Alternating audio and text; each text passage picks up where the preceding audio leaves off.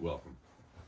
What we have today is the third installment of the most banned book in history, 1984. The first two chapters really have Winston, the main character, in a dystopian future where even writing is illegal.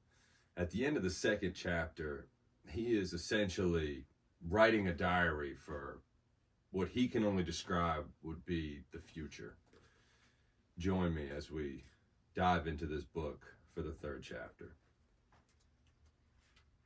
Let's see what we have here.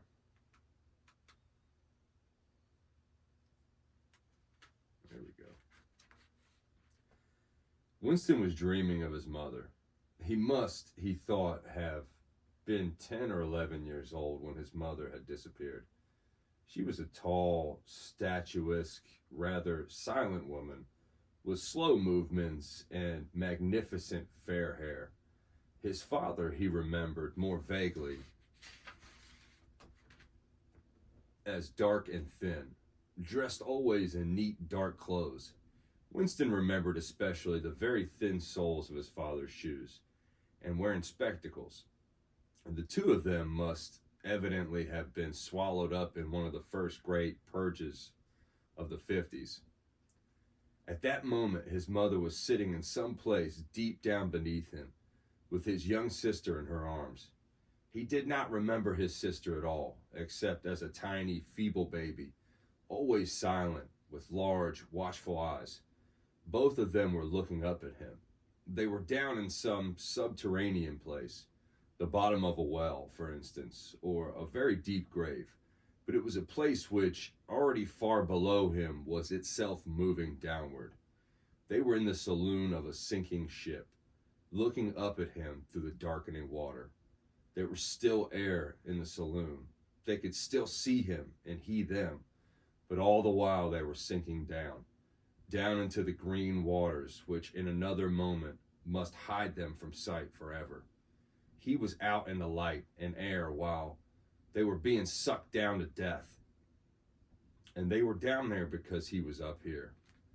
He knew it and they knew it. And he could see the knowledge in their faces. There was no reproach either, in either face or in their hearts. Only the knowledge that they must die in order that he might remain alive. And that this was part of the unavoidable order of things. He could not remember what had happened. But he knew in his dream that in some way the lives of his mother and his sister had been sacrificed to his own. He was one of those dreams where, while retaining the characteristics of the dream scenery in a continuation of one's intellectual life, and in which one becomes aware of facts and ideas which still seem new and valuable after one is awake. The thing that now suddenly struck Winston was that his mother's death nearly 30 years ago had been tragic and sorrowful in a way that was no longer possible.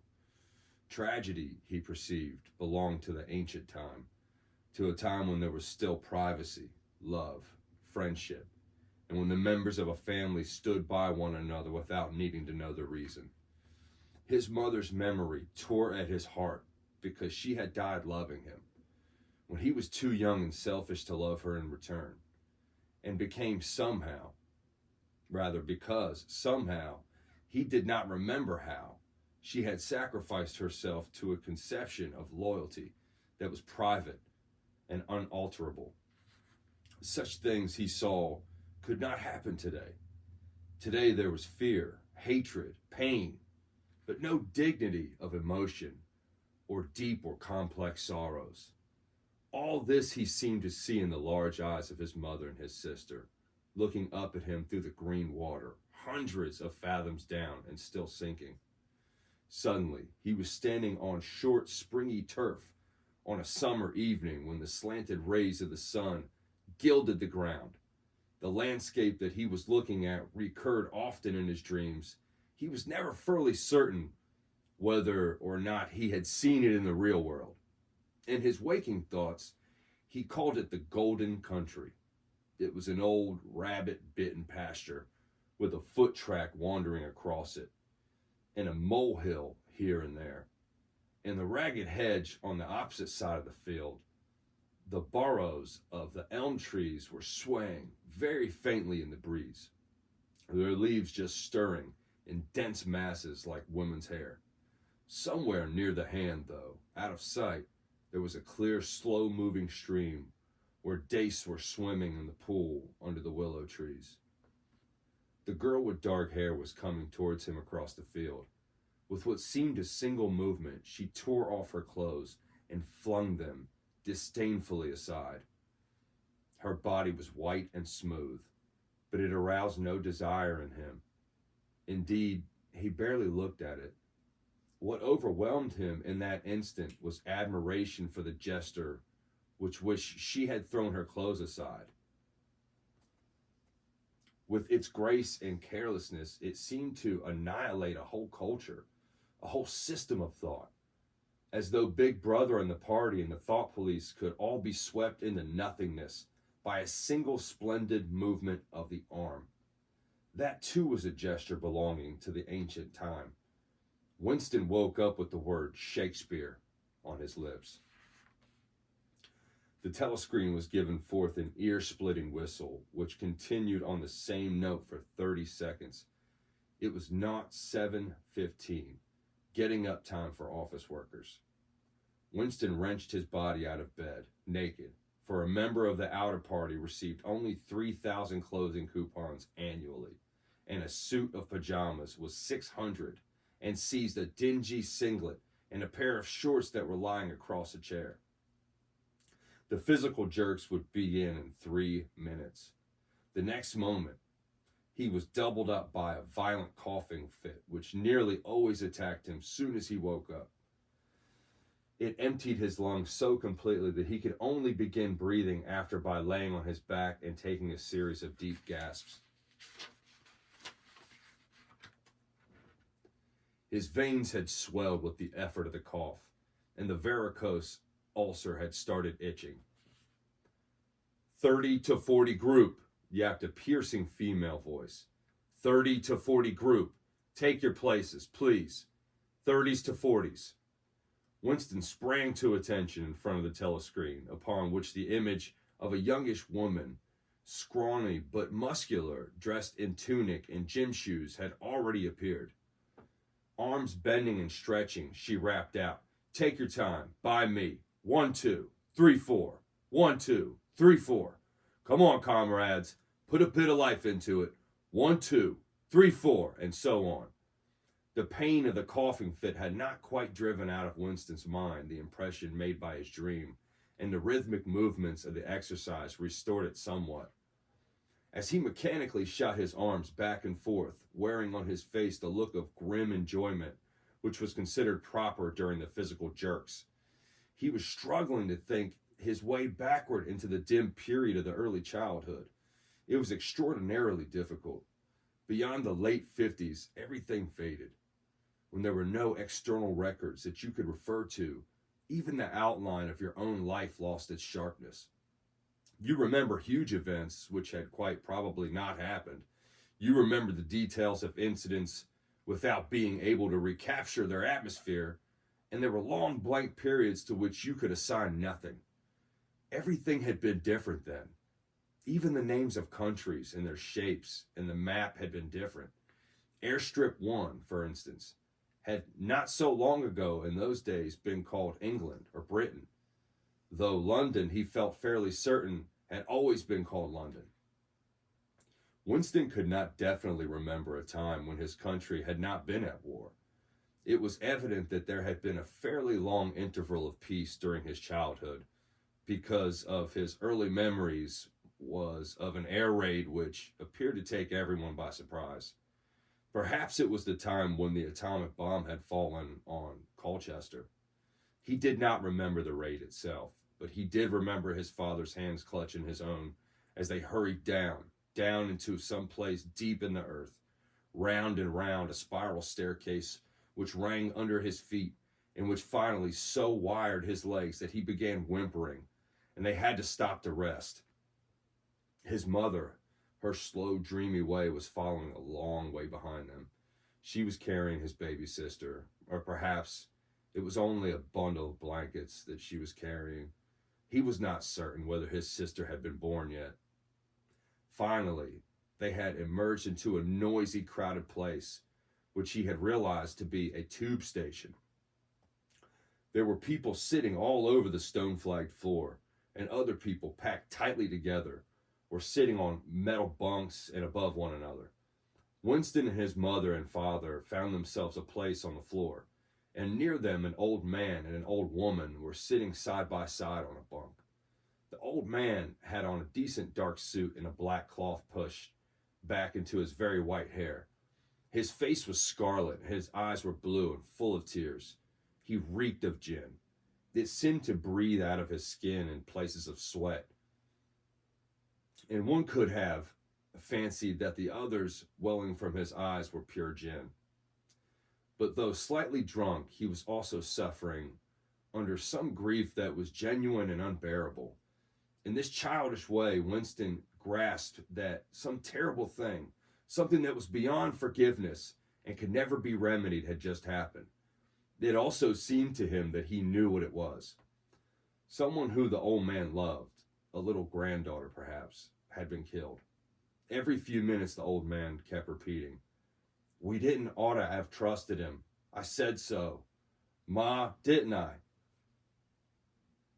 That's what come of trusting him. I said so all along. We didn't ought to have trusted the buggers." Which buggers they didn't ought to have trusted, Winston could not now remember. Since about that time, war had been literally continuous. Through strictly speaking it, had not always been the same war.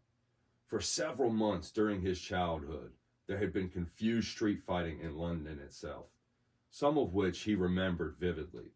But to trace out the history of the whole period, to say who was fighting whom at any given moment, would have been utterly impossible, since no written record and no spoken word ever made mention to any other alignment than the existing one. At this moment, for example, in 1984, if it was 1984, Oceania was at war with Eurasia and in alliance with East Asia. In no public or private utterance was it ever admitted that the three powers had any time been grouped along different lines. Actually, as Winston well knew, it was only 4 years since Oceania had been at war with East Asia.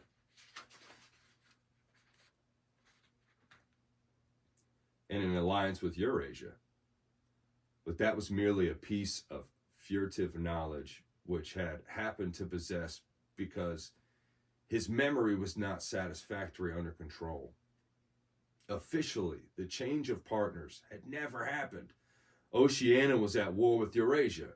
Therefore, Oceania had always been at war with Eurasia. The enemy of the moment always represented absolute evil, and it followed that any past or future agreement with him was impossible. The frightening thing, he reflected for the 10,000th time, as he forced his shoulders painfully backward with hands on hips. They were gyrating their boots from the waist, an exercise that was supposed to be good for the back muscles. The frightening thing was that it might all be true if the party could thrust its hand into the past and say of this or that event, it never happened. That surely was more terrifying than mere torture and death.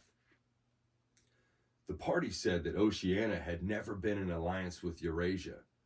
He, Winston Smith, knew that Oceania had been in alliance with Eurasia as short a time as 4 years ago. And where did that knowledge exist? Only in his own consciousness, which in any case must be soon annihilated. And if all others accepted the lie which the party imposed, if all records told the same tale, then the lie passed into history and became truth. Who controls the past? Ran the party slogan. Controls the future. Who controls the present controls the past. And yet the past, though of its nature alterable, never had been altered. Whatever was true now was true from everlasting to everlasting. It was quite simple. All that was needed was an unending series of victories over your own memory. Reality control, they called it in Newspeak. Doublethink. Stand easy, barked the instructus, a little more genially. Winston sank his arms to his sides and slowly refilled his lungs with air. His mind slid away into the labyrinthian world of doublethink. To know and not to know, to be conscious of complete truthlessness while telling carefully constructed lies. To hold simultaneously two opinions which canceled out one another, knowing them to be contradictory and believing both of them. To use logic against logic. To repudiate morality while laying claim to it. To believe that democracy was impossible and that the party was the guardian of democracy. To forget whatever it was necessary to forget, then to draw it back into memory again at the moment when it was needed, and then promptly to forget it again, and above all, to apply the same process to the process itself. That was the ultimate subtlety, consciously to induce unconsciousness, and then once again to become unconscious of the act of hypnosis you had just performed. Even to understand the word doublethink involved the use of doublethink. The instructress had called them to attention again. And now let's see which one of us can touch our toes, she said enthusiastically. Right over, from the hips, please, comrades. 1, 2, 1, 2. Winston loathed this exercise, which sent shooting pains all the way from his heels to his buttocks, and often ended by bringing one another coughing fit. The half-pleasant quality went out of his meditations. The past, he reflected, had not merely been altered, it had been actually destroyed.